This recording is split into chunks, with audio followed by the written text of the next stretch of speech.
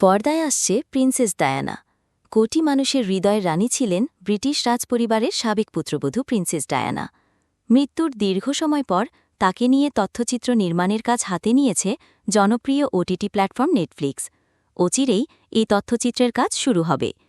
ইতিমধ্যেই বিষয়টি নিয়ে নেটফ্লিক্সের সঙ্গে আনুষ্ঠানিকভাবে কথা হয়েছে প্রিন্স হ্যারি ও তার স্ত্রী মেগন মার্কেলের। ১৯৯৭ সালের ৩১ আগস্ট ফ্রান্সের প্যারিসে একটি ভয়াবহ গাড়ি দুর্ঘটনায় প্রয়াত হন প্রিন্সেস ডায়ানা। আগামী ২০২৭ সালে প্রিন্সেস ডায়ানার মৃত্যুর ৩০ বছর সম্পূর্ণ হবে। সেই দিনটিকে স্মরণ করেই এই তথ্যচিত্র নির্মাণ। ধারণা করা হচ্ছে ওই সময়ে এই তথ্যচিত্রটির সম্প্রচার শুরু হবে। প্রসঙ্গত, ১৯৯৭ সালে ডায়ানার মৃত্যুর সময় প্রিন্স হ্যারি ছিলেন মাত্র ১২ বছরের এক বালক।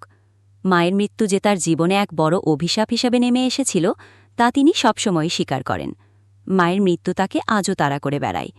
আর এই কারণেই মায়ের মৃত্যুর ৩০ বছরে তার স্মরণে এ এক বড় উদ্যোগ হ্যারির, তা বলাই বাহুল্য। এখন অপেক্ষা এই তথ্যচিত্রের কাজ কত দ্রুত শেষ হয়।